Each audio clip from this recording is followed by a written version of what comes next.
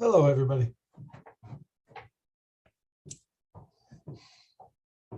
Just wanted to make sure you could hear me. That's usually the test I do. Sure I'm not screwing everything up.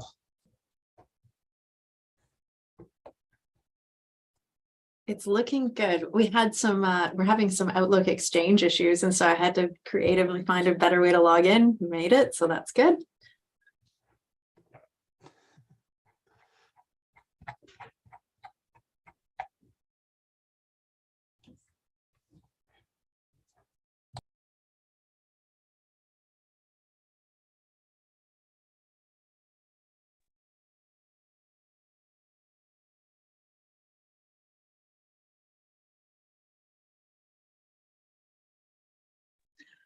I'm out at Salmon Beach and my internet is not the best, so I might get rid of my video just to save some bandwidth. So if I disappear, that's why.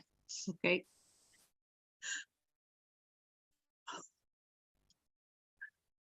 Stop video. Okay, try that again. Can you hear me? Yes. My internet is not very good, so I probably won't run video.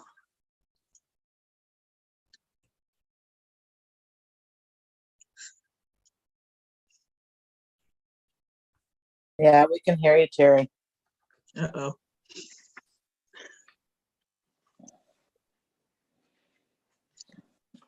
Can you hear us, Terry? I can hear you. Okay, everybody else is on mute right now.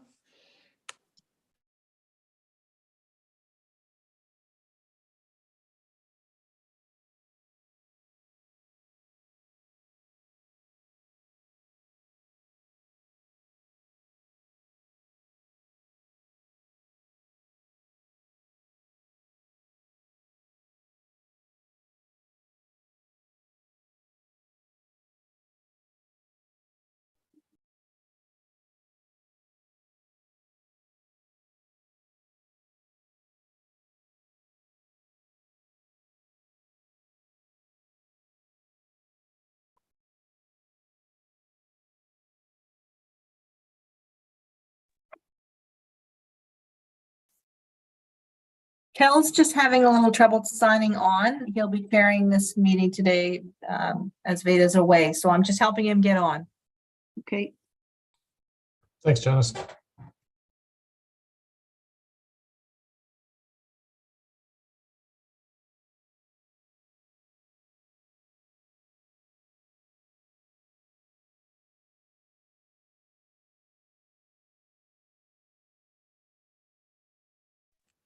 Ken, you made it.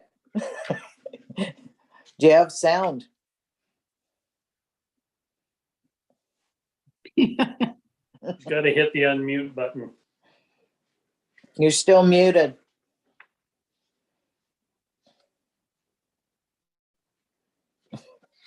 Still muted.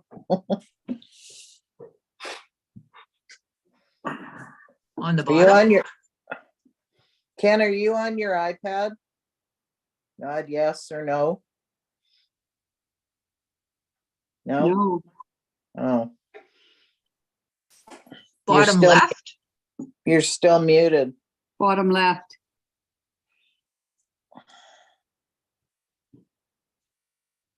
The microphone icon. How's that? There, Perfect. we got ya. Perfect. It comes as a set. Technically challenged. Okay, I'll tell you now, you cannot use my name and the word technical in the same sentence, okay? Well, we figured that out. And I'm also thick-skinned. Thank God.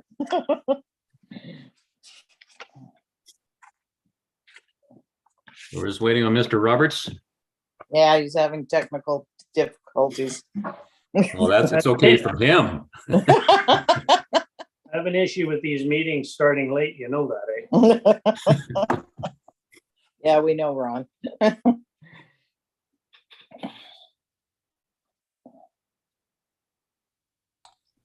Ron, it's better than the Bamfield water one we do. It typically starts at 6 o'clock at night. So Oh, It's supposed to start at 2.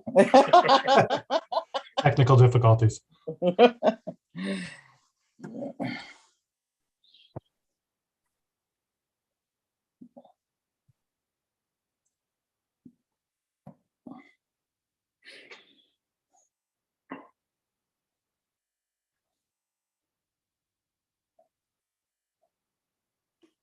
I hope he remembered. Yeah, you beat Kel. No, he remembered. They've already told us that he's having technical difficulties. Ah, Somebody's helping him. I think we were all having issues with our Outlook program, so we had to look at alternative ways to get into the meeting. So Uh,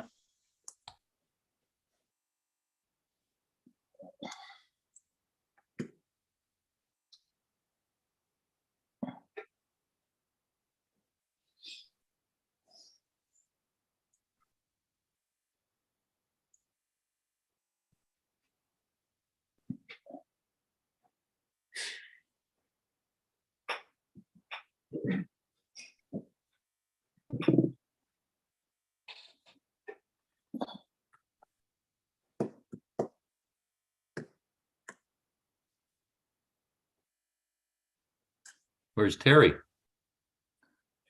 she's There. He's in voice only. Oh, okay.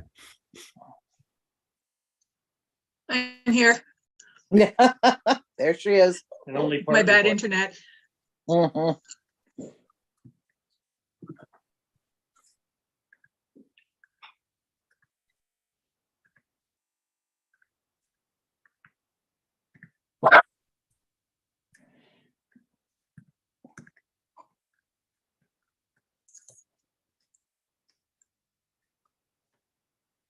Oh, Ken muted again. Probably didn't. He knows he muted. Oh, good.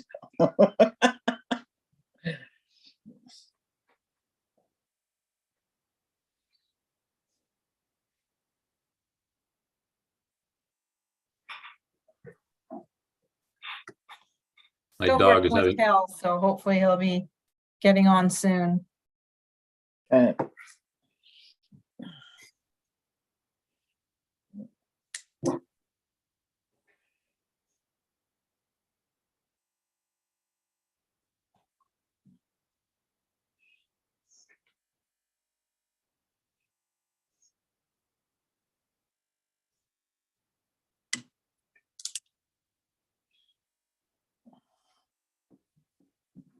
What's in that mug?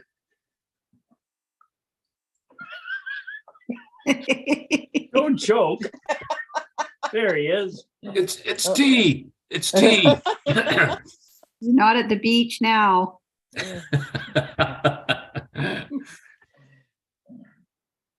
There's Kel. Hey, Unmute. No. Okay, I'm in. Okay. About time. Yeah, no kidding. Another technical challenge. Jesus. No kidding.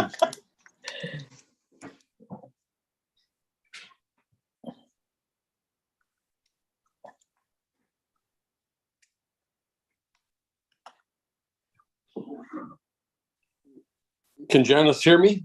Is she there? Don't know. I can hear you, Kel. we can hear you. Yeah, we can hear you. Okay, I'm on screen now. Hi, Jenny. All right, let's go. That's right.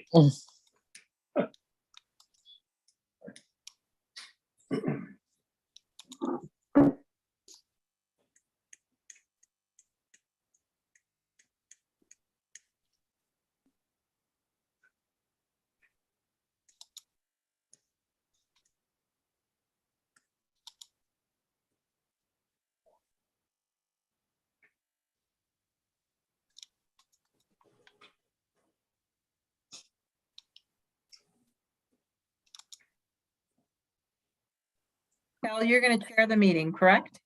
That's correct, yeah.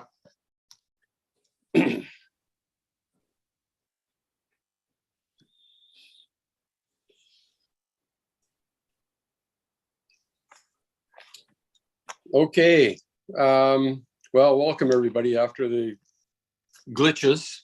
I think we've got it sorted out. So we'll start the meeting now at 2:10 p.m. This meeting is live at the Regional District website, and you can register to participate via Zoom webinar and also on the website. I'd like to call this meeting to order and recognize that all the members we're spread out all across the region, including the new Chalmouth territories and the ceded and unceded communities as well. The first item on the agenda is approval of the agenda, which requires a 2/3 majority. Can I have a motion to approve, please? Motion to approve. Approved by Ellen Pete. Do I have a seconder? Jill made that. Thank you for that. Next item on the agenda is minutes of the Salmon Beach Committee meeting held March 17th, 2022. And a motion that the minutes of the Salmon Beach Committee meeting held on March 17th, 2022 be received. I have a motion on that, please. Move. Jill, I'll second it. Thanks. Moved by Jill Maybeck, seconded by Ron McKinley. Next item is the request for decision, and this is it with regards to the annual review of the Salmon Beach Committee terms of reference for 2023. And who's going to be carrying that? I'll carry. No, who's going to be speaking to it? I can speak to this one, Mr. Chair. Thank you. We're not changing. Thanks, Eddie. Yeah, no worries. So at the first committee meeting each year, all ACRD committees must review their terms of reference and consider any amendments. Of course, all amendments to the committee's terms of reference must be approved by the ACRD Board of Directors. With this year's terms of reference, there are no recommendations from staff for any amendments, but that is up to you ultimately, and we will open that up to any questions or comments. Are there any comments by any of the participants? Salmon Beach Committee? Not me. No. Not me. Nope. No. Okay, that's it. Thanks, Eddie. Anything else from you, Eddie? Not on this one, no. Okay. So the motion is that the Salmon Beach Committee reconfirm their terms of reference for 2023 as presented. Do you have a motion on that, please? Ellen. I'll motion that. Moved by Ellen Pete, seconded by I'll second that. Ken Lund. Thank you for that. Next item is item 4B, request for decision in the maintenance and operations services contract. And that would be you again, I guess, Eddie, is it? Yes, thank you, Mr. Chair. I will speak to this. So we are looking for, our recommendation is for the Salmon Beach Committee to recommend that the ACRD Board of Directors delegate authority to the ACRD CAO to negotiate with a successful proponent for a maintenance and operations contract in Salmon Beach. We are currently, as you know, the contract is held on a temporary basis since November of this year. So we are looking to put out an RFP for a new 3-year maintenance contract, as we had in the past. A couple of items have been updated within Schedule A of the contract, which will go out in the RFP. Many of these pertain to the new septic system and working out with the operator a new schedule, given the increased capacity of the septic system. There are also items within the time that have been increased. So we have changed underground maintenance, mowing the access every 2 weeks from April instead of March. It just wasn't realistic to begin the mowing in March. And other, slight changes. We've added cleaning of the bridge in September, October, as it's found we have the increased leaf buildup that time of year. Under number 9, we added approval of the Salmon Beach Committee for special occasions, putting out the porta potties and whatnot.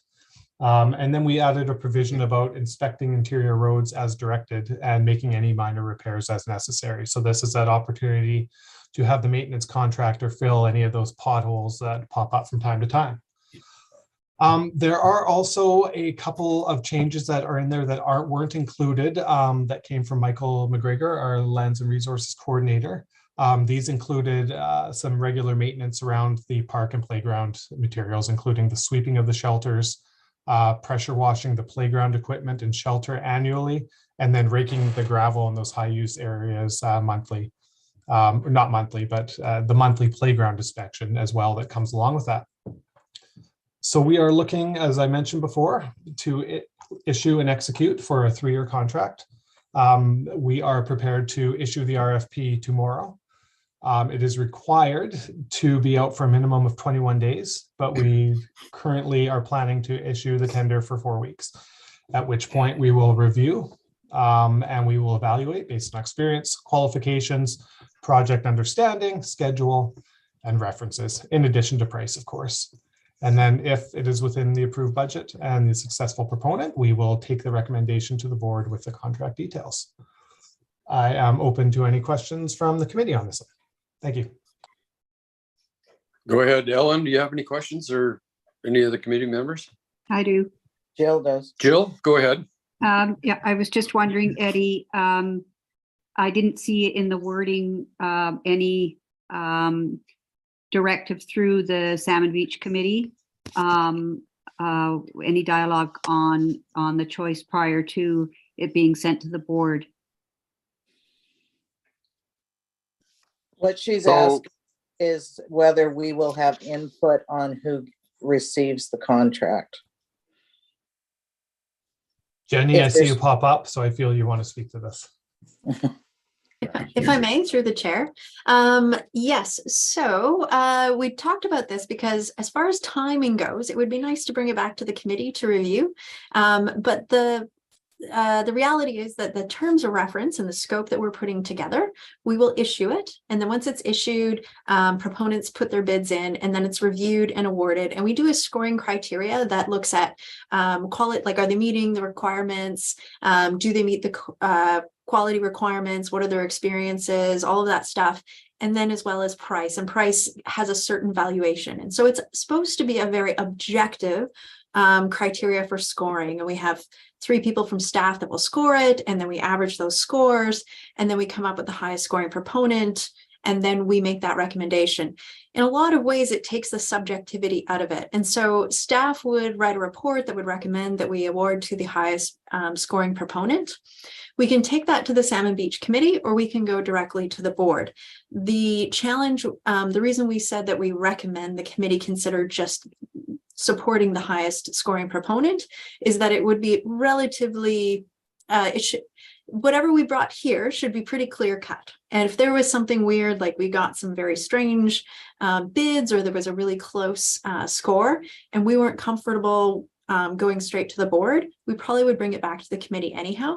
But usually what we found in practice for all of our services is that we usually have a fairly clear-cut person. It's a straightforward award, and we recommend moving forward with that person. So that's why we put a staff recommendation, so that we can basically not have to set up an entire committee meeting to just talk about one award that is probably fairly straightforward. I hope that explains that. Go ahead, Ellen. Is there any way that within the putting this out, that we can set preference to a community person if they score accordingly? Through the chair, it's interesting. So when we talk about social procurement and all sorts of things, we don't have specific social procurement criteria developed yet. It's on our work plan to work on. But it's interesting because when you, the thing that you're suggesting will actually play into the price point. Because if someone lives in the community, all means they will be able to do this way more cost effectively, which means that they are more likely to score higher. And so the scoring criteria always seems to manage to support all of those things just by being fairly objective. But it's a really good point. Okay. If I could just add something and follow up on what Jenny said there, Mr. Chair. We also have an issue with any contract value being over $75,000. It will fall under the New West Partnership Trade Agreement regulations. which means that all offerings, so all FPs that we put out, have to be fair and open. So there could be a consideration that if we have a weighting for the location of where somebody lives, it could be seen as potentially giving special treatment under this agreement. So that was something else that I just learned in the last couple of days. Yeah. Okay. So it's like going out to BC bid sort of thing. Yeah. Yeah, and okay. I had the same question, honestly, because I thought there were instances where that definitely did make sense, but there was that language that we couldn't. Okay. Jill, you had your hand up. Go ahead. Yeah, I just wanted to go on record saying I'm not comfortable with no dialogue whatsoever in the process of choosing someone. No dialogue with the Salmon Beach Committee. I think that there's a science, Jenny. I respect what you're saying, but there's also a practical essence to Salmon Beach, and I think that with a short amount of dialogue between the committee and the ACRD's processes, we have our best chance of getting the best fit. This is a 3-year contract, and if that person that is elected, you know, solely on their scores isn't a practical fit, that's a problem for us. It's a step, I think, that should not be omitted. We've up to now, we've always had a dialogue around this person, and I would hate to see that go, because we're the ones that are going to live with it. Terry? You're muted, Terry. Oh, there you go. Yeah, I got it. So given Salmon Beach's specific situation with proximity and having somebody possibly living in a different town and not on site if there was some kind of an emergency that they needed to deal with, that can be an issue for us. So I think that in our situation, it's difficult to have us follow the same rules that other communities might follow.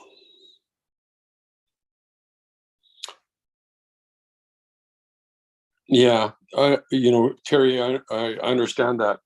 And I also understand that the regional district has certain criteria and rules that they have to follow with issuing RFPs.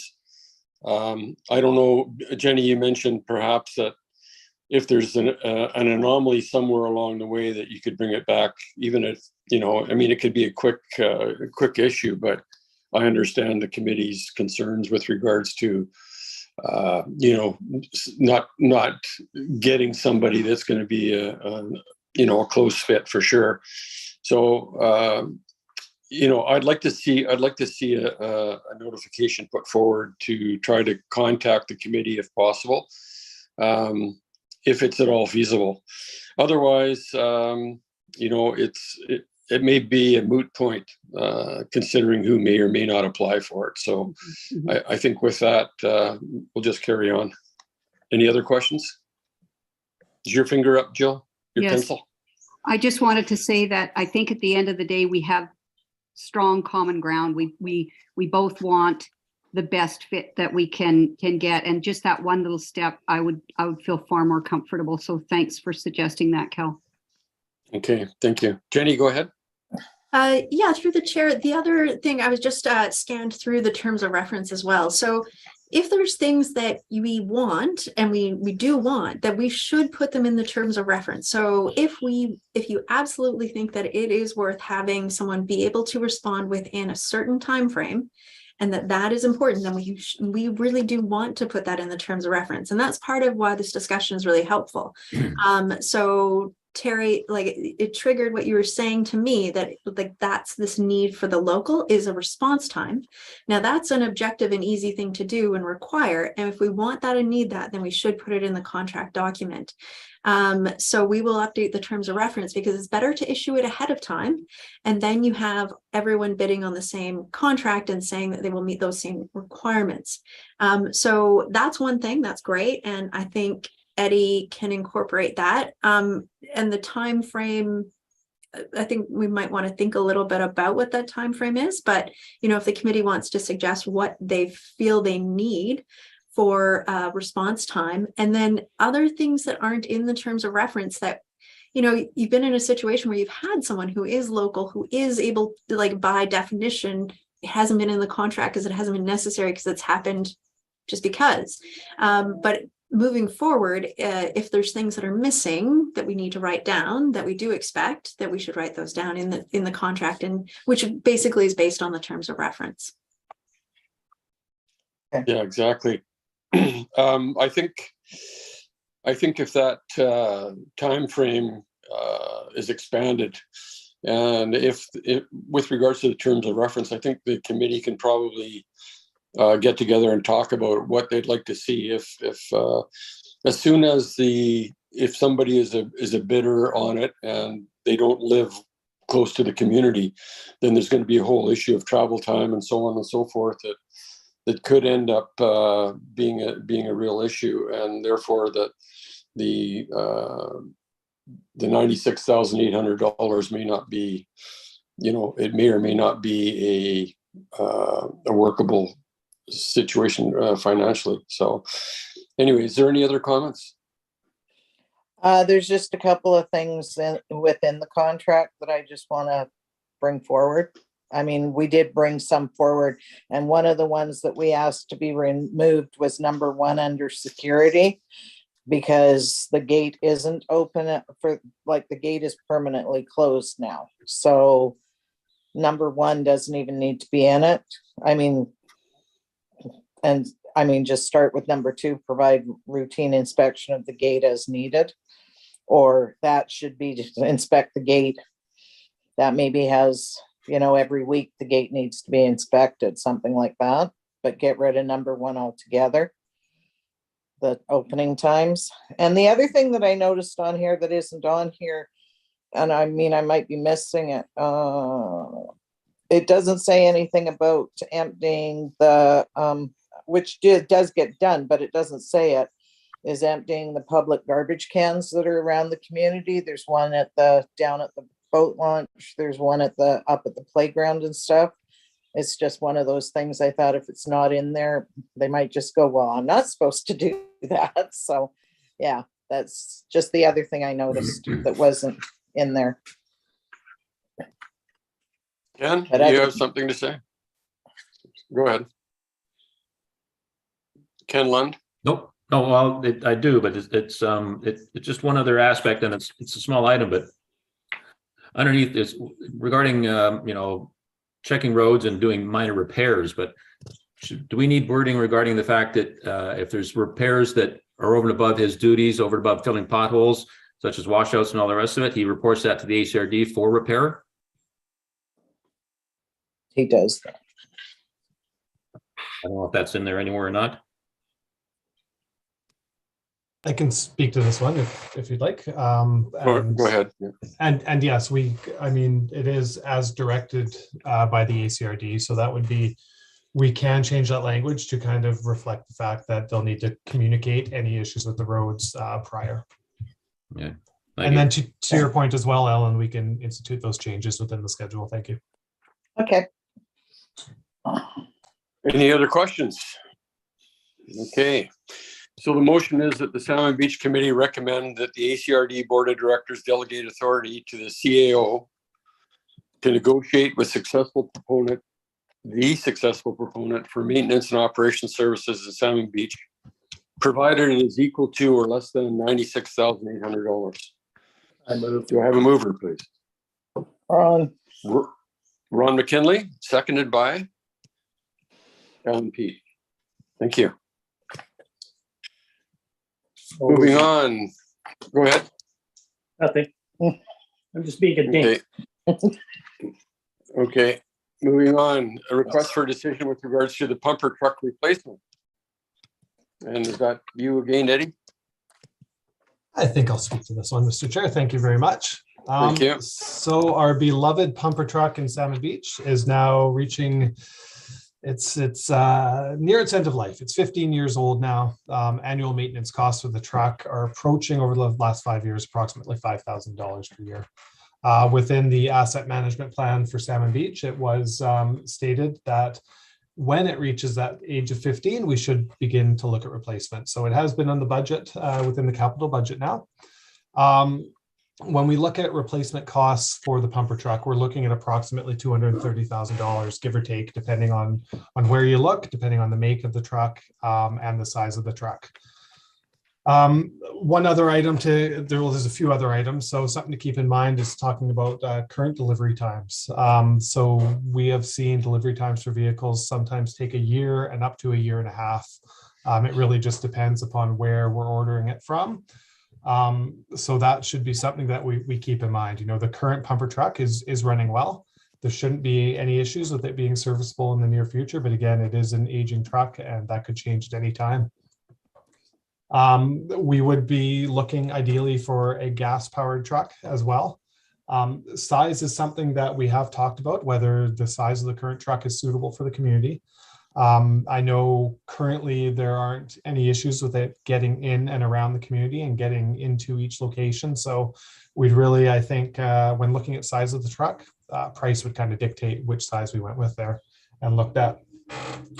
When we talk about the financial component, we currently have approximately $80,000 in the Salmon Beach sewage capital budget. So as the capital reserve does not have adequate funding to cover the entire replacement, we'd have to look at MFA financing, so that is the Municipal Finance Authority of BC. The ACRD is able under MFA financing. You've gone quiet, eh? Am I still quiet? No, I can hear you. Can everybody hear him? Yep. Yeah. Yep. Okay, you scared me, Cal. So the ACRD can access equipment financing through the MFA. So the interest rate is based on the current interest rate at the time of borrowing. So the current interest rate, this was as of January 11th, was 4.77%. We've laid out there what $150,000 borrowing would look like over a 60-month term starting in September of this year. So as you can see, I'm not going to go over each year, but you can look at what the total payments for that truck for financing would be. When we talked about options and we talked about kind of timelines with the replacement of the truck, we kind of looked at the current economic landscape, and similar to the delivery timeline, we're also noticed that pricing in most commodities and most items is up due to inflation. So as a potential option, we could look at delaying the replacement of the current truck, seeing as it is currently running fairly well and doing what it's intended to do. I think there are a few risks, though, when you look at potentially delaying that what could lead to potential downtime in the future, especially when we take into account delivery timelines for the truck.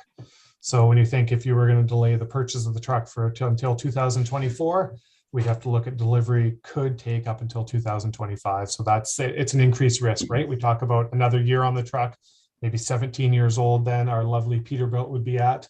And if it went down, we could, see scenarios where we have to access Yuki rented again for pumps.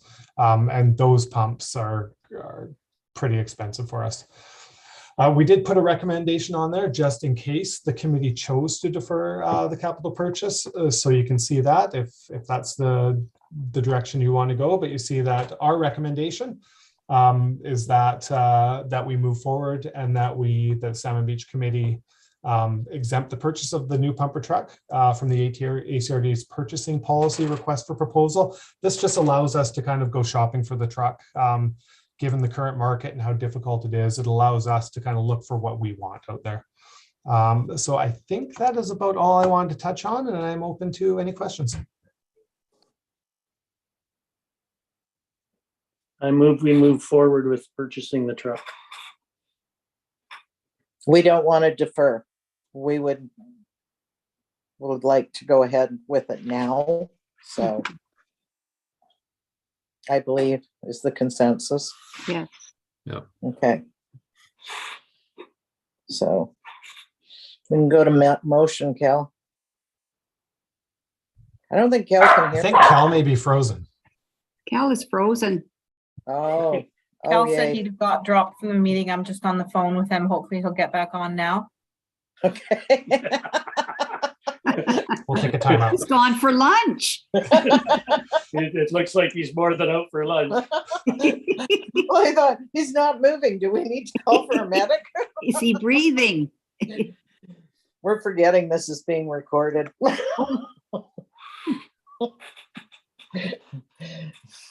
the hell? Is he in Kuala? I think so. Pardon me? He's in Qualicum. Yeah. Oh, wow. He's got worse internet than me.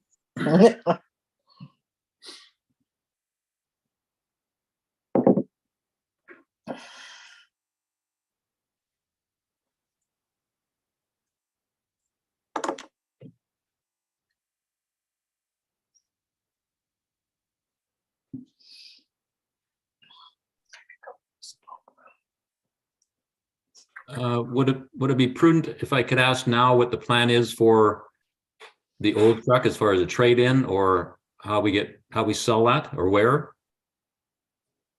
I think it would be Jenny. We're okay to speak to this? Yes. So yes, we would be looking to trade in the existing truck. Our procurement officer would work on that aspect of it. And of course, look to get as much value for the truck as we potentially could. So it would be, hopefully whoever we purchase the truck from would take it as a trade-in. Potentially, that would be one option we would look at, is looking at a potential trade.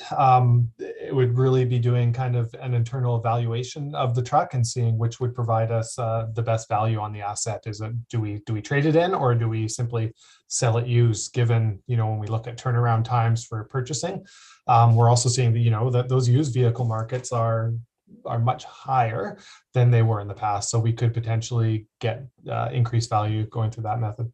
Right, thank you. Yeah, I can speak to the last vehicle process that we did, where we put it in there, but it's optional. So we ask what the value is that they'll give us for trade-in when we do a request for a new vehicle. And then if we don't think that that is high enough, then we can use it's not BC Bid. There's another like Auto Trader that's across the province, I think, that you can use to sell used equipment. And so then we can go on there and see if there's any better offers, and then we make the choice, right? Okay. Yeah, thank you. Good. So just quickly, financials, it says it's a 6-year term then for financing of it? According to, oh, sorry, I missed that. Ron just pointed it out to me. We're good. Ignore that question.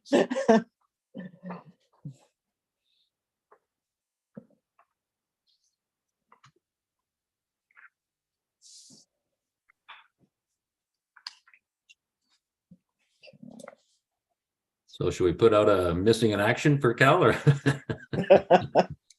Oh, I'm still working out with him, and I sent him another link. Hopefully he'll be able to get on. Oh, boy. I don't know where he is. Maybe he's at his new place Oh, yeah, he is. and the connection's not good. Anyways, he'll call, I guess, if he's having trouble, so I'll let you know. Okay. There he is.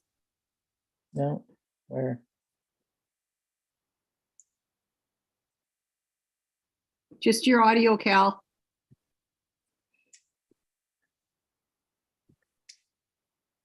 Here we are. Yeah. Yeah. Hello, everybody. Hello. Sorry about that. How was lunch? Yeah, okay. So the last item that we discussed was the pumper truck replacement. Yeah. And the question is that the Salmon Beach Committee recommend that the Alberni-Clayoquot Regional District ACRD Board of Directors exempt the purchase of new pumper truck, exempt the purpose of a new pumper truck for the Salmon Beach Sewage Service from the ACRD's purchasing policy request for proposal process, and further that the Salmon Beach Committee recommend that the ACRD Board of Directors authorize staff to undertake a request for quotation process for this purchase and delegate authority to the CAO to authorize the purchase, provided it's equal to or less than $231,000. There any other further questions on that? Is it all satisfied? I missed it all? Okay. Do I have somebody motion to approve? Ron McKinley, seconded by, and who have we got? Me. Okay, Ellen, you're in. That's it. Thank you. Sorry for the delay, folks. Reports, the Salmon Beach Recreation Condition Assessment. Mr. McGregor, are you on there? For the Hello, chair, Michael. hello. I'm the Lands and Resources Coordinator for the ACRD. And part of my role here is I'm also the playground inspector for our owned playground assets. So part of our policy for inspections is that we do 2 comprehensive playground inspections per year for each of our playgrounds. I was out in Salmon Beach on January 6th of this year and completed an inspection, which I attached to this report here. I don't know if you've had a chance to review everything there. And I'd say that, the Salmon Beach playground is generally one of our better playgrounds. It was installed, to fit the playground standards at the time. It's built with good materials. It's been well maintained. It's just recently had some protective surfacing, brought in, right? So I identified 8 Class C hazards, and the Class C hazards are kind of the lowest class, so there's no real urgent concern. And I think most of those can be addressed through working with the newly hired maintenance contract that's going to be there. So once we get them on board, I'll speak with them about a few of the things about just general maintenance, and that should address most of them. And then the other ones are just kind of signage and monitoring ones. I guess the only one that I would be worried about is the swelling on the ladder. If that were to crack or break, it could turn into a Class B hazard, and then we try to resolve it as quickly as possible. So that's about it that I have for the playground. While I was out there, I also did look at the 2 shelters on the other side of it. So there's a few of those components in those shelters that have failed or at the end of their useful life, and I think we have suggested creating a plan to either decommission or repair, replace. It kind of depends on the current use for those shelters and that barbecue fire pit area, and what budget's available. So I'd be interested in hearing from this committee about how you see the future use in that area, and what we'd like to see as we create a plan to address that. And I'm available for any questions. Thanks, Eddie. Yeah, I read the report. It's quite in depth, and I'm sorry, Michael. Oh, Eddie was there. I was looking at his face. Sorry, Eddie, you don't have to do it. Anyway, yeah, Michael, it's really comprehensive, and I appreciate the classifications that you've attached to it. I don't know if there's anything that the committee members. I know that, for example, Ron worked in Duncan and worked on their facilities there, but I don't know if he wants to have any, put his 2 cents worth in or not. No, I'm good with the report. Yeah, okay, good. Yeah. All right, well, I appreciate that, Michael. Ken, I see your fingers up there. I'm just regarding this. It says the fence line has no retaining wall. Now, and I think I talked to Ron about this before, but is it possible just to put like a pressure treated like 1x6 or 1x8 in there, or do we have to put in actually a retaining wall? Oh yeah, it's definitely possible. Just anything to contain the gravel is the intent for that. But again, like it's not a very high risk hazard there. We're going to lose some gravel through the fence line, and that's about it. So it's not really a safety concern, and it's something that we can monitor. And if we don't want to invest in an actual retaining system there. Okay, thank you. Yeah, thanks for that. There was one other comment, and that was from Jill Maybeck, that she had her granddaughter in the swing and couldn't get her out because her butt was too big. I think that's what it was. Always. And I was a rookie grandma last year, but now I'm not, and I still can't get her out. But I'm going to get lessons locally first before I bring it to the board. We might have to get a bigger seat. That's for little pumpkins, I guess, and maybe the kids are getting a little bigger. So anyway, maybe Jenny can bring one of her little pumpkins out there to toss them in the swing. Anyway, anything else, Jill? Yes, please. Thanks, Cal. Are the shelters repairable in your opinion? Oh, yeah. Or salvageable? I think it depends if we stretch it out over a couple of years and replace a few things at a time. I'm sure we could extend the life.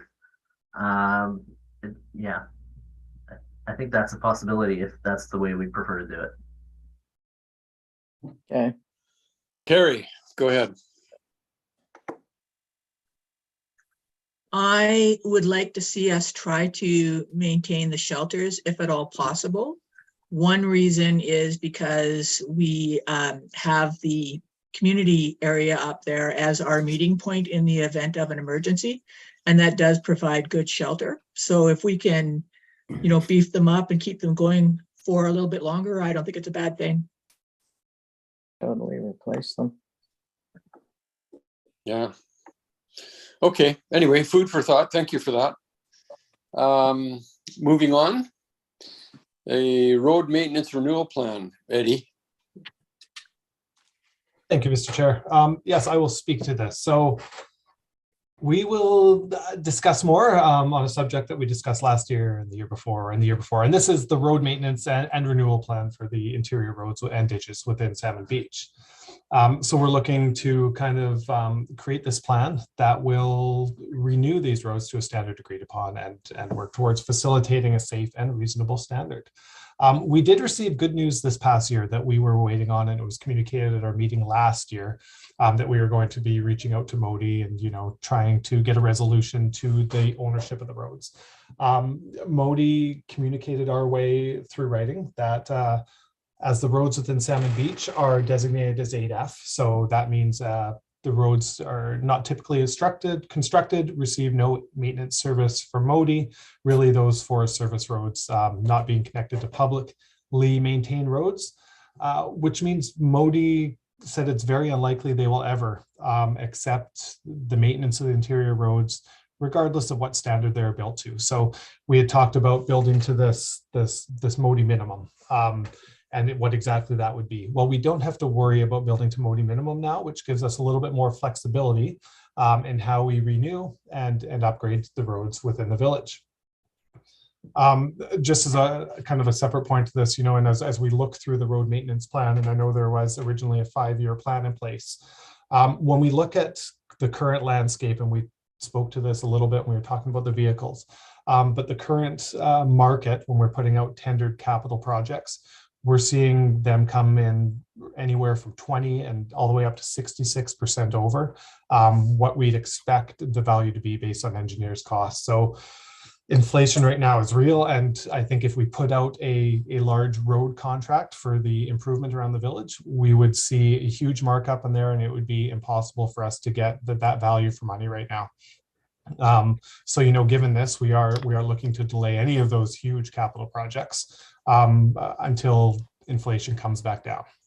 Now, maintenance on the roads and where that ties in is we're looking at, there's a couple roads within the village that we know need some work ahead of the busy season. So we're talking about that stretch of road leading down to the boat ramp from 6th up 6th, those heavy volume roads that are seeing the heavier vehicles. So we have devised a plan and are working on plans for roads such as the boat ramp road. And within this plan is this new material we've begun using. You've probably seen it laid down, the blacker recycled asphalt material that we've been using instead of the 3/4 minus crush. This material has shown great endurance as compared to the crush. It's made improvements to the quality of the road service and the longevity of the road service. We also put some down recently down at the bottom of 7th to kind of see how does this material hold up during the heavy rains, because we have had a lot of rain recently, and it does seem to hold up really well, even to the heavy rains, which is a great thing. So we're working out a plan for the boat ramp road where we'd see us bring in a large volume of this recycled asphalt, build it up to about 8-10 inches, and then compress it. We'll bring a big compressor in, compress it down to kind of that 4-inch, creating that crowned roadway, ensuring that water is given a path to go down where it should. So this is kind of, as we look at not putting out the large capital tendered project, this is that renewal of these existing roads using that recycled asphalt project. We would want to get that done as soon as possible and definitely prior to the busy season. So that's what we're looking at. We're also from there looking at, that more detailed road renewal plan using the recycled asphalt around the community. So kind of building a plan to go almost step by step, ensuring the ditching is adequately sized and is directing water as needed. And then the roadways are adequately crowned to maintain that, to ensure that the water, it's not running down the middle all the time. It's crowned adequately. It's built up over the sides, so to speak, because we know the roadways have gone down quite a bit over the time. So when we look at, creating this longer term plan, it's estimated it'll take about 60 to 80 hours of staff time, again, estimated. So this is for that creation of that larger road maintenance renewal plan, then monitoring the plan and making any necessary recommendations. When we talk about the recycled asphalt project as well, it's coming in currently around $575 per load. And we are going to look to, if we can, purchase a larger quantity of this to have it on hand in the village. Where we're purchasing from, there is a large volume currently, but we do run the risk that if we don't purchase a large quantity, we could be out of luck when we want to go get it. So we are looking into that potential as well. So the renewal costs, these costs will come from the Salmon Beach Transportation capital budget, which has a balance as we enter 2023 of just over $300,000. And it's anticipated that as we look at a series of renewals and improvements in 2023, we're looking at costs to come in between $30,000 and $50,000 for those improvements this year. I'm definitely open to speak to this further and answer any questions that anybody may have about road maintenance and the roads within the village. Thank you. Thanks very much, Eddie. I just want to commend you on the work that you've done on looking at the recycled crushed asphalt. That's exactly what I put in on our driveway, right from front to back at Salmon Beach, and it stood up really, really well. So yeah, great idea. And any other comments? I think the sooner we can get these roads repaired, the better. We've got $300,000 in capital reserve for roads. Let's get it out and get it used and get these things fixed. Yeah, absolutely. Thanks, Ron. Jill? I agree with Ron. I'd like to see as little delay as possible. To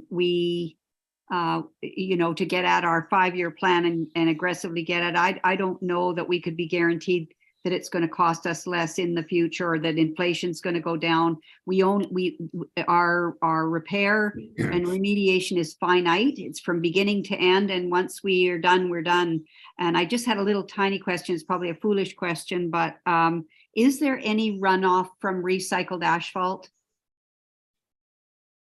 Like chemical runoff, oil runoff, that sort of thing into our ditching? I can answer this through the chair. Well, I'll attempt to answer this. I don't believe there is, Jill. Staff can investigate this a little bit more, but I don't believe it is an issue that there's any concern. I know this material is used on other roads in kind of sensitive areas as well. We talk about the airport road looking out to Long Beach Airport. Recycled asphalt was used there. I don't believe there are any environmental issues, Jill, but. Okay, I just, I'm thinking of our First Nations neighbors and us doing something that is, harmful in some way that we wouldn't have perhaps recognized first off and avoid a problem. Okay. I definitely appreciate that. We can look into that. Mr. Lund. Yeah, a couple of things. I'll ask first. So with Modi, are roads inside Salmon Beach still considered to be public? And then as far as this crushed asphalt, what prep work would be done to that road from 6th down to the boat ramp? And they're also wondering, how is this going to stand up with that hill being such of an incline and the heavy traffic that comes in and out of that boat ramp? Is it going to stand up? You want to answer that, Eddie? Go ahead. Yes, I can answer that. I believe the roads still have that public designation.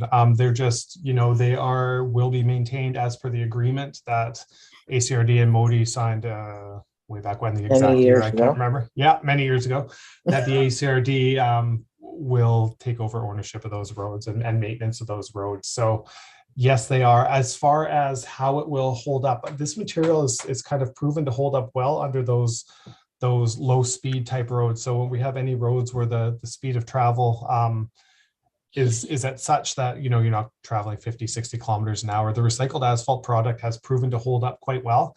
I know this product is used in many driveways around with heavy boats and with an incline.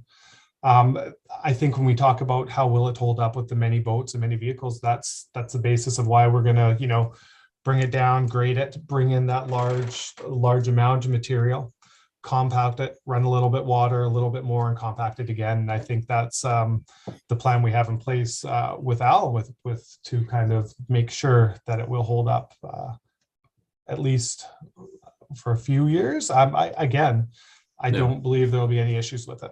Okay. Go ahead, Ken.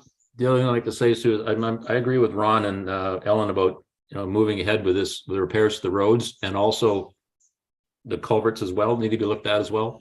So I think, yeah, because it took us, and Ron's familiar with this, when we were doing that work up on, was it 5th? I think we started that in like March of one year. By the time we got the few culverts put in and all the rest of it, it was December of the next year. So it's what's been going on now is just taking way too long. So I think it's time to move forward. Inflation or not, I think it needs to be done. Thank you. Okay. Any other questions? Thank you so much for that, Eddie. Next item is garbage compound and garbage lid, verbal report. I guess it's Eddie or Jenny, whoever. Eddie. Yeah, I think I'll start out on this one, and then you know, Jenny and her expertise can help out as necessary. We all know we had issues through 2022 with the bears and the bear proofing of the bins. That led to one of the plastic lids being replaced with one of the metal lids that we are now having experienced it with it being way too heavy. So other issues that led to animal issues, and we don't have the adequate deterrence, is the fact that the compound is not currently fenced or secured. There's no barrier for any animals approaching. We don't have that deterrent in place. When looking at the area, we do have kind of the fence storage area directly to the left of where the current garbage cans are, or the bins are. This is an option that we could potentially look and investigate. What would it take to kind of move our locations over into that fenced area, provide a man gate there. We could look to potentially electrify that fence, which would supply that deterrent. You know, another benefit, of course, if we moved everything within that compound, which would free up the storage space where it is right now for that large quantity of recycled asphalt that we're potentially looking to bring in, and looking at where we're going to put this, right? And again, if we did move the bin within there, I know there is a larger plan in place that Jenny will speak to, but we could look to move back to a lighter lid with the bear proofing equipment that we'd get from WildSafe BC there. So I'm not sure, Jenny, if you want to speak to anything else, but yes. Thanks, Eddie. Yeah, just furthermore to that, I think it makes sense what Eddie's proposing to just address some short-term issues. But I do want to let you guys know that we are going to be starting the solid waste management plan update process this spring, and Salmon Beach is absolutely on our radar. We want to talk to the community, engage to see what is going to work for the community, assuming we all buy into the same objectives, which is improved diversion of garbage so that we're reducing the garbage. And one of the ideas is organics diversion, more and expanded recycling services. And how does that, like Salmon Beach is in a unique location, how do we do that? So we're doing it for the region, but we're going to be looking specifically at the small areas that don't fit into the box. Salmon Beach is one of them. So expect us to be reaching out and talking to you as the committee, and then probably as well the community of Salmon Beach as a whole to get input on that and how we move forward. So it won't be a fast solution, which is also why I think it makes sense to come up with some short-term items to address what's going on, and then we can look at what we're going to do for the long run that'll best suit your needs. No, that's awesome. Yeah, thanks, Jenny, and thank you, Eddie. I think after talking to some of the committee members that they're in agreement with moving everything into the fence compound. Go ahead, Ellen. She's on the phone. Jill. Go ahead. We in discussion with Ellen, apparently that bin is out for maintenance or to be dumped or something. And I'm just wondering why we can't swap out the lids while it's out, never receive it back at Salmon Beach until the lighter lids are on. It's the bear hibernation season and people can't put the garbage in the bin as it stands. Sometimes we've had garbage put beside the bin. So it's sort of an immediate problem, Eddie. Can we just get rid of those steel lids? And I was out there in the dead of winter in December and someone found me and complained about the lid, and it's legit. And it's been going on for a few months now, and I wonder if we can just get it fixed right now. And then we can talk about moving them later. We can talk about electric fences, but let's give the community some help here. Go ahead, Jenny. Yeah, I'm really glad that I am talking in this, because Eddie probably wouldn't be hearing what I'm hearing on the wild safe and the bear protection. So I hear the concerns and the issues with the community. The challenge is that we don't want to sacrifice, and I know that the reason we moved forward with putting the steel lids on there was because we did have bears on there pounding, opening up the doors. And I really worry, like my worst nightmare would be, we go in, we take off the lids, and then we get a bear and it's living in the bin. And then are we putting the lids back on? Like, what are we going to do? I guess, I don't know if Eddie will have the information right now at his fingertips to say how quickly we can basically put a bin inside a compound, which will allow us to take the lids off. But if we have a bin out in Salmon Beach without bear-proofed lids that we know a bear can get into, I think we're probably issuing a death warrant for a bear. We see it a lot on the West Coast. It's not good news. And we are really trying to not have our garbage impact cause this. It is awful every time I hear about it.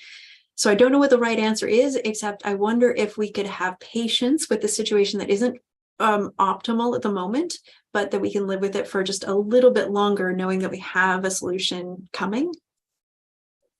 Yeah, that sounds good. Jill, go ahead. We can have patience, but we also are going to be picking up other people's garbage because they can't put it in the bin. That's the reality. And that is also very much attracting for bears. So, it's a simple solution. Just replace those lids. And if we can drag it in right away, but we can't have patience on these kinds of things because it's not just a matter of people struggling. They leave their garbage outside.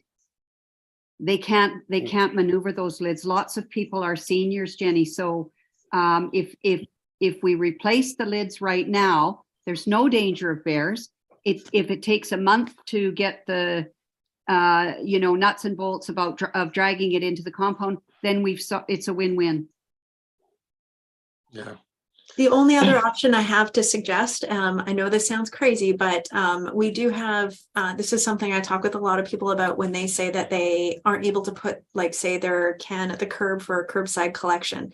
And it's a funny thing because I will say, well, do you have a neighbor who you might want to make friends with and they could help you out? And people really balk at that. And I always wonder why that is, because I think it builds community and it's a way to engage. And I love helping my neighbors out in my area. So it's just an idea as we're, creatively problem solving. Yeah. Jill, go ahead. I'm sure that in your neighborhood it works, but in Salmon Beach, it's pretty remote. Sometimes you're not going to have a neighbor. Sometimes it's pouring rain. Sometimes your neighbor is as senior as you. So what I'm hearing loud and clear, Jenny, is we can't open the lid. They can run around the village and try and find somebody. Lots of times that's not an option. If it's the middle of summer and everybody's there, maybe. but we just need to replace the lid. Yeah. Well, Thank you. Thank you for, I'm long-winded, I know. Yeah. From Meeting my if I wasn't. Yeah, from my perspective, I think, you know, that the regional district will take care of it when they can. And I think the sooner that we can get those containers into the fence compound and electrified, the better. So I leave it with them. Do you have any other comment, Ellen? No, Ken wants to Okay. talk. and Yeah, he doesn't need to talk. Yeah.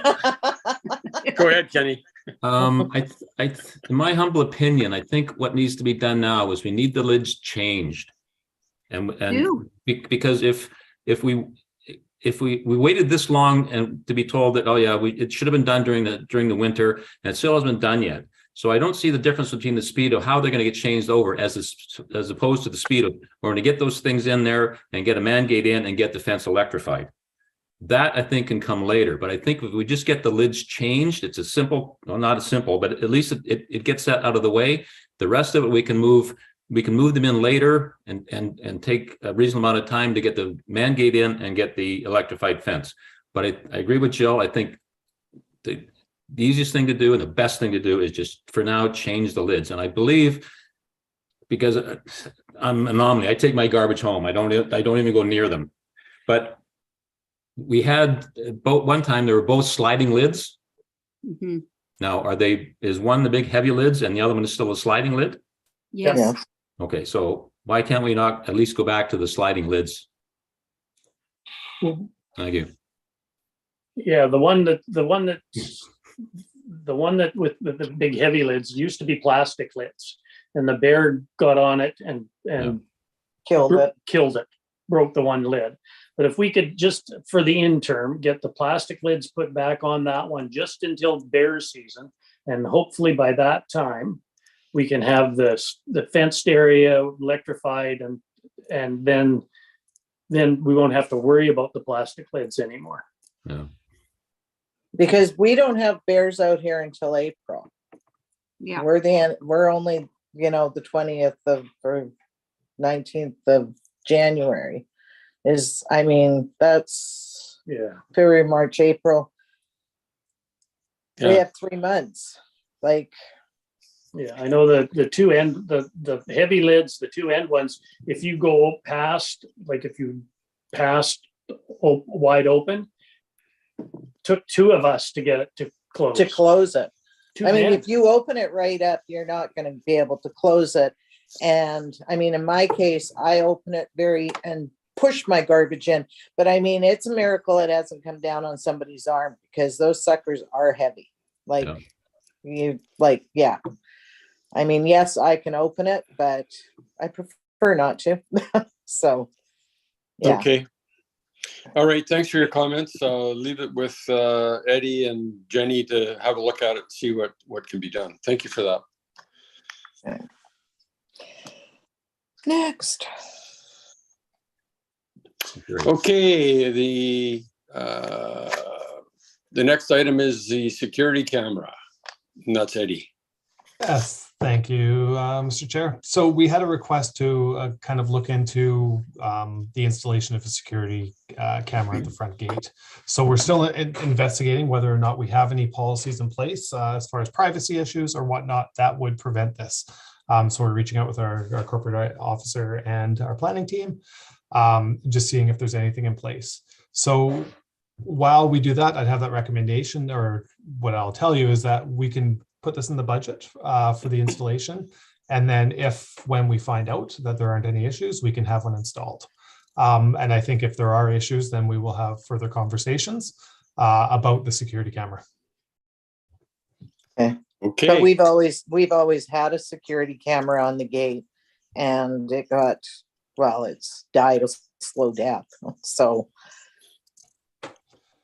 Yeah, understood, Ellen. I think we just want to, before we put on a new one, is just kind of have those conversations internally and make sure this is still, something that there aren't any policies or otherwise that are preventing us from doing before we go in and invest on another one. I think we have those conversations, and if they work out, yeah, we get one up. Okay. Okay. Sounds good. Yeah, and I agree. I think one of the things that because of the recent occurrences that have happened there, one of the things that we could perhaps put on the pole out front is a dummy camera. And secondly, put up a sign saying that the community of Salmon Beach is, is being monitored by security cameras or whatever, being monitored. Just something simple like that. So I don't know if that's there or not, but I agree with what you're saying, Eddie. Thank you. Yeah, and through the chair, I definitely think that's something that we can do. Okay. The next item on the agenda is payment of affidavits, and that's from you again, Eddie.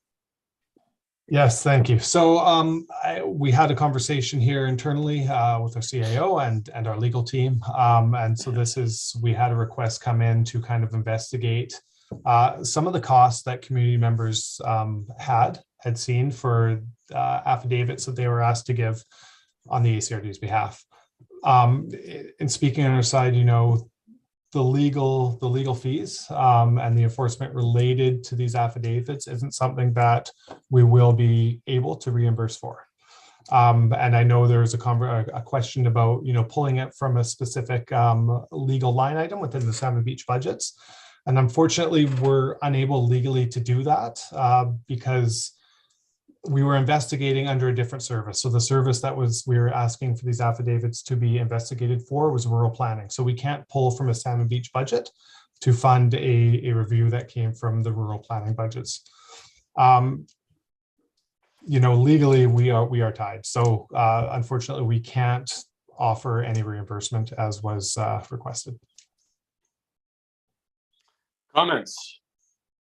Yeah, you want to go there? Ronald. So, Terry?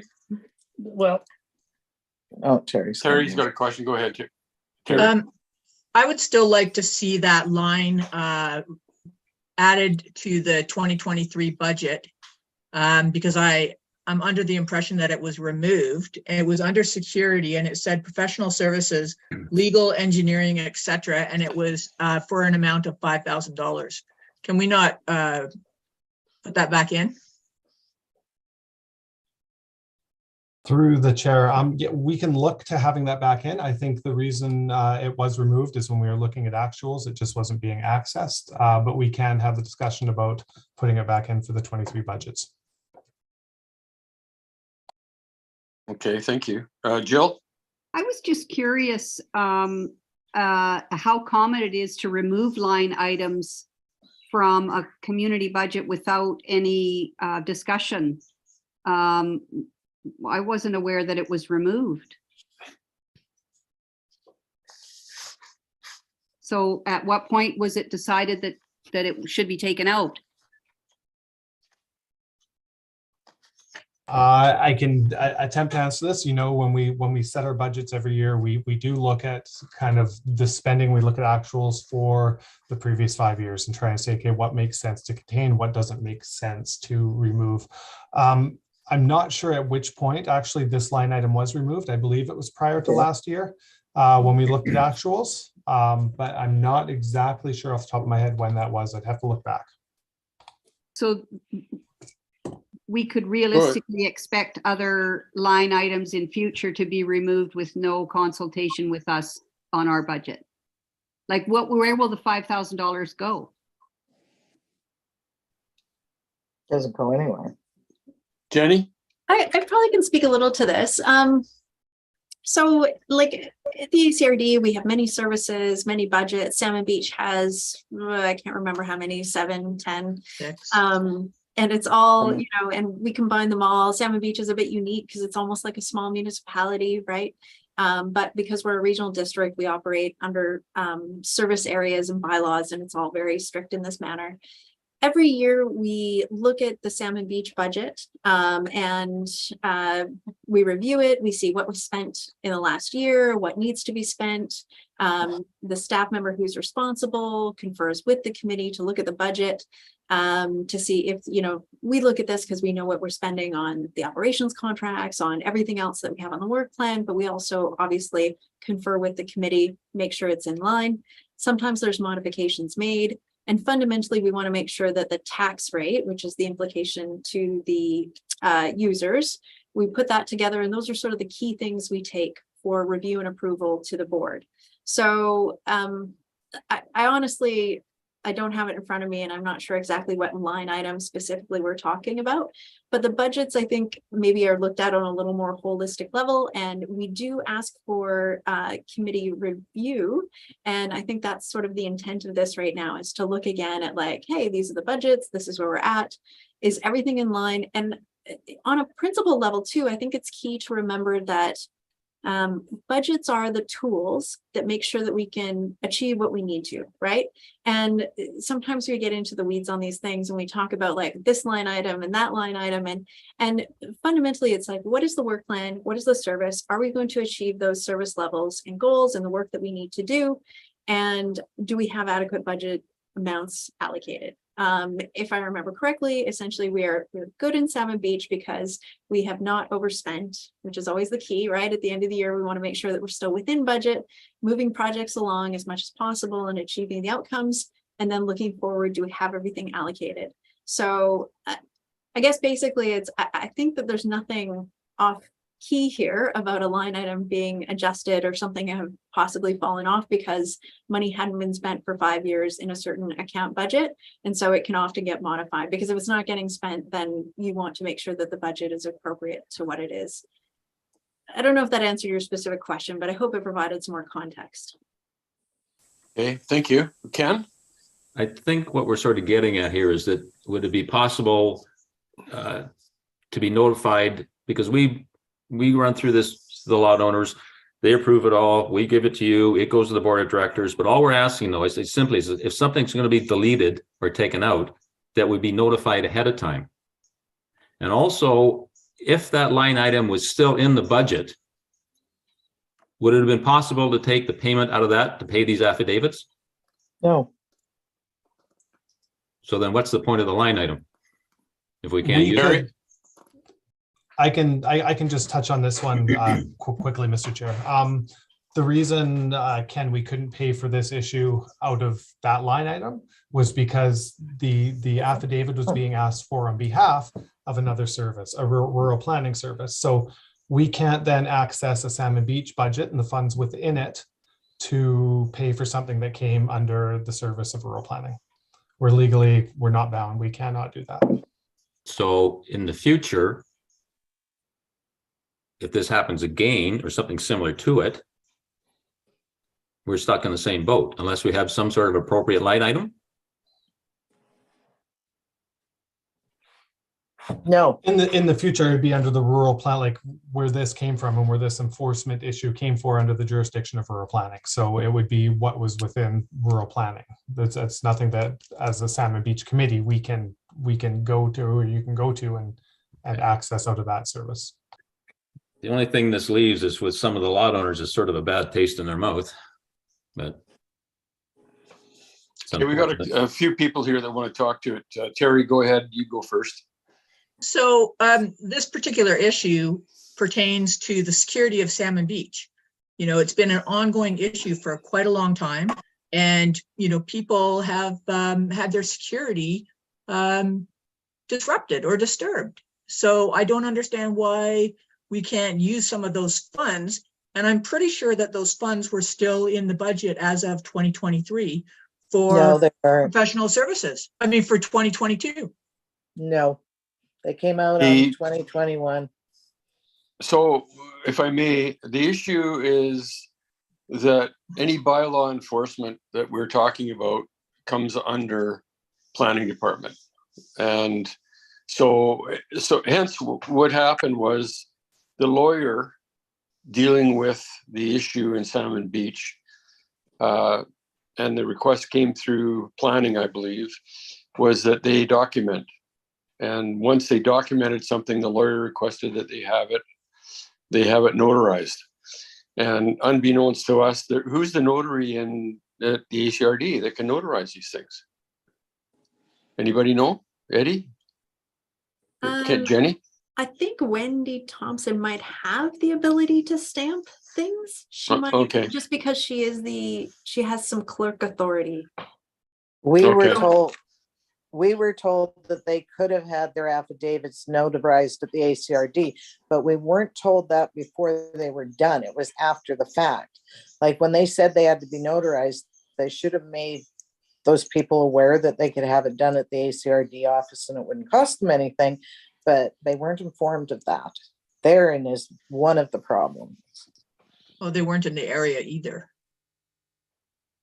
Well, And the other issue is that one of them that had the affidavit signed, notarized and sent in, that got lost, so we had to do it again, which is which is problematic. Anyway, Jill, go ahead. The whole communication between the ACRD and the community as it relates to the dealing with the Airbnb was pretty much non-existent. And we were dealing with this fellow for a few years before before it was moved on to a lawyer, and we were actually advised what it is we should have been and could have been doing a couple of years and up to last year before. We were never told about the fact that there was a provision for affidavits. We were not told that that we needed to have documentation, written documentation, none of it. Still, these folks soldiered on and on behalf of our community. And I find it appalling that we can't find 5 cents. What are we talking, Eddie? I think I sent it to you, a couple $100. It's not the money. It's the camaraderie, the teamwork between the ACRD and this community, a working together model that is lost here. And, you know, it's going to be difficult to ask anybody in the community to give a hand to that bylaw enforcement officer because he was unable to come and do their job. And just thanks, but no thanks. I find it appalling. If I may, perhaps there is a way out of this. I don't know. The people that submitted the affidavits to the lawyer, maybe the lawyer can reimburse them and go through. I asked. Regional we planning. already went there. Oh, okay. Jenny, go ahead. If I may make a recommendation, I think that this conversation is missing staff from bylaw and from the planning department. I think it's very challenging to like, and I think I would recommend that the committee pass a resolution to have bylaw and planning come to the next meeting to discuss this. I think that it will be the most productive next step. That sounds like that sounds good. Jill, you going to make your I have already recommendation? spoken to them. I have already spoken to them, and I have gotten the same reply. There is no door. There is no door. I have spoken to them, and I don't think that it's productive for them to come to use their time and to use our time.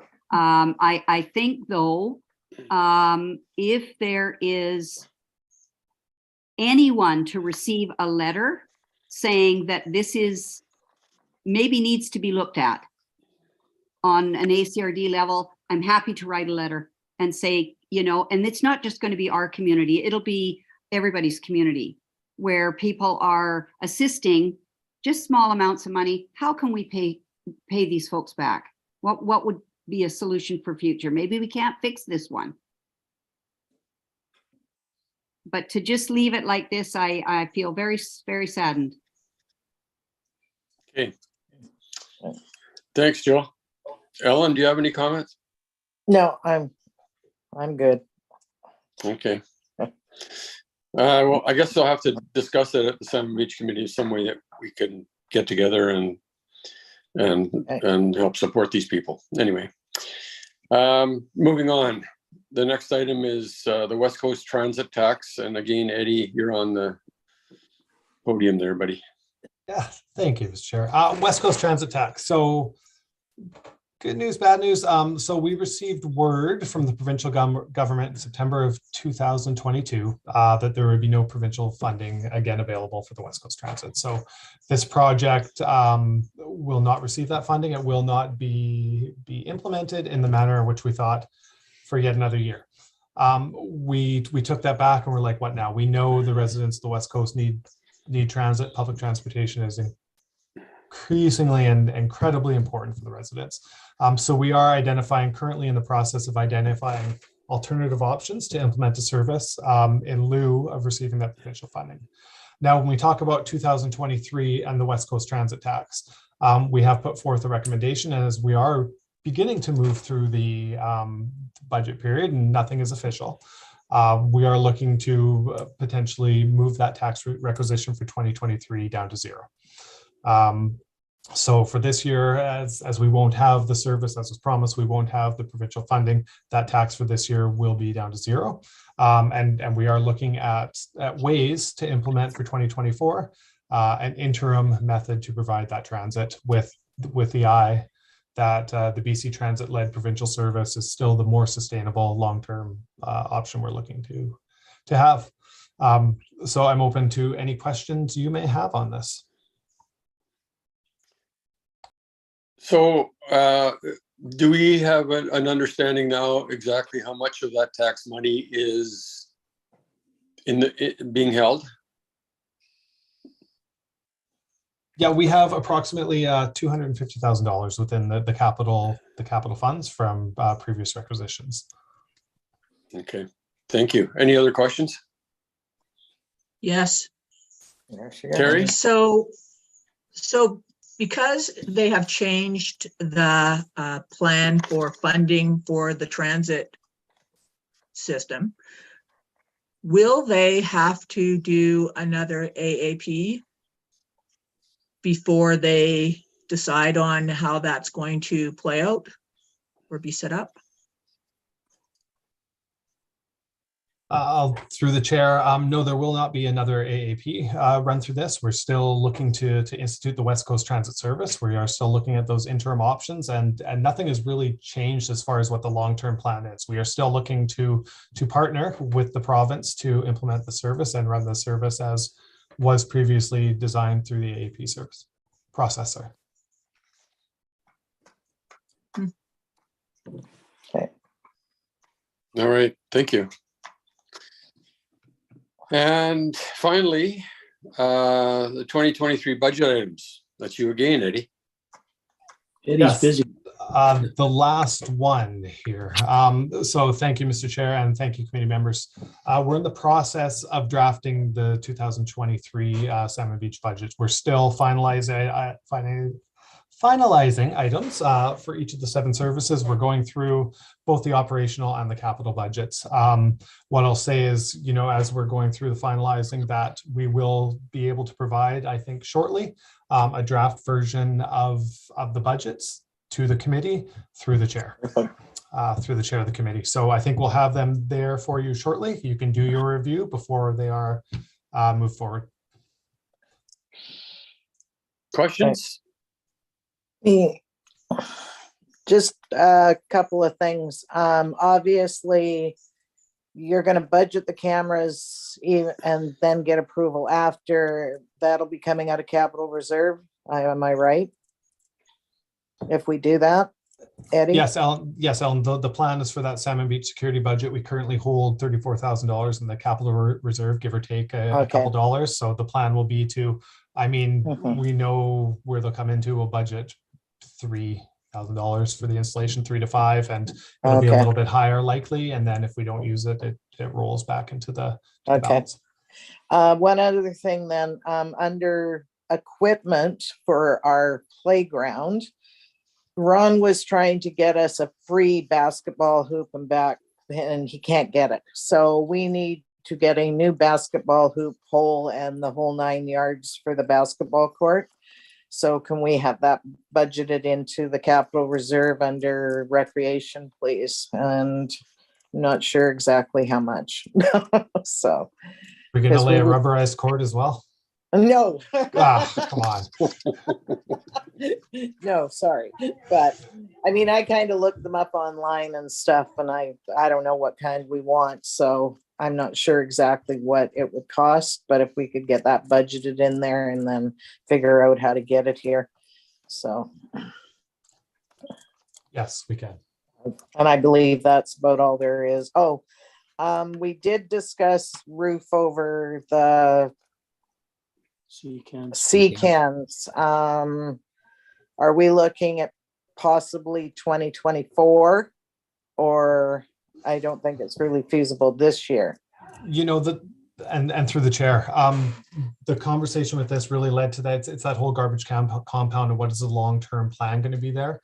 We really Okay. don't want to rush forward, and I know you'll laugh when you say we're rushing at anything, but we really don't want to rush forward with putting a roof there if we're going to change kind of what we're doing with that compound. So I think, yeah, let's work through this year to plan for something for 24. Okay. Is everybody If I good with may, that? yeah, I think so.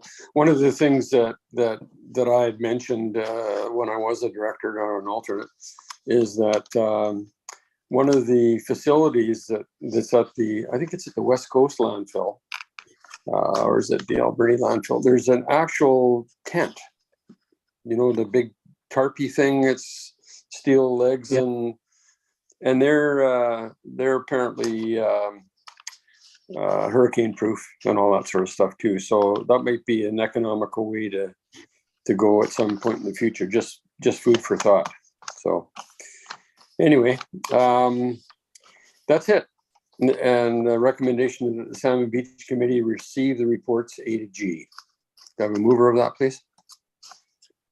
Oh, Ellen looks like a likely candidate. Who's going to second it? Oh, hell. Ken Lund. Thanks, Kenny. Is there any late business? Seeing none. Question period. I don't know if there's any questions or comments from the public.